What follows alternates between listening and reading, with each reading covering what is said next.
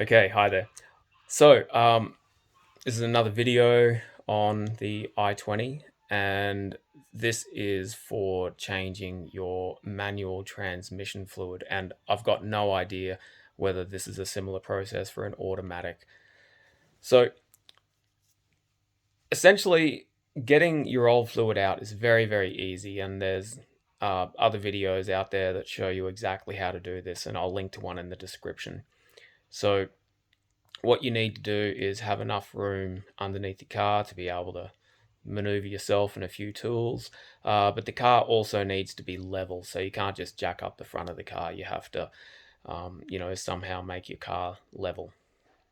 Okay, so uh, the bolts that you're going to undo are 17 mil, and I can't say with absolute certainty, but I'm pretty sure that there's only two 17 mil bolts in that particular vicinity. Uh, the lower one is, of course, your drain bolt, and the upper one is your fill point. So, good advice from other people has been undo the top one first, because if you undo your bottom bolt and drain it, then what can happen is all your fluid drains out, but if you can't get your top one off, then you can't fill it back up. So it's probably a really good thing to make sure that the top bolt can be removed before you remove your bottom bolt. Okay, so the draining process is really, really easy. The refill process I had a hell of a time with, but here is what you need to do, or at least this is what I did in the end. Get yourself a piece of garden hose, probably about a meter or 1200 millimeters in length, long enough to go from the fill bolt hole to the top of your engine where you can stand and pour oil into it through a funnel. Now, your typical garden hose is going to be slightly too large to fit into your bolt hole. What I did was used a Stanley knife, and I just whittled away very, very small pieces of rubber from the hose so that I could then jam it very firmly um, into the bolt hole. Now, because if the hose is too big, then obviously it won't fit. But if the hose is too small, not only will it come out when you're trying to fill it, but also your oil while you're filling will leak out.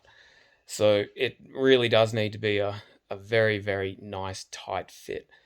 And you don't want to try and push the hose as far back as you can, because then you'll hit a wall that's just behind um, that particular bolt hole. And then you'll find that filling may not happen at all because your hose is just jammed up against a flat surface. So, just halfway into the bolt hole would be enough. 10 millimeters, half an inch, would be enough for you to, um, screw, turn, push your hose into. And then, with your hose that's fed up into the top of the engine there, you just connect a funnel to it and then just begin to pour your oil. Now, the i20 takes 1.9 liters of oil, and it probably sounds messy, but I reckon put more than that in, an extra 50 mil, maybe an extra 100 mil, whatever you feel like. Because when you remove the hose, if that chamber is full, oil will pour out of it. And that's really what you want, because the only way of knowing that the chamber is full is by it overflowing. So put a little bit extra in, knowing full well that when you remove your hose, you're going to have some oil pour out. Now, before you put that top bolt back in where your hose was, just wait for the oil to completely slow down and even stop. Then put your bolt in and tighten it up, and you're done.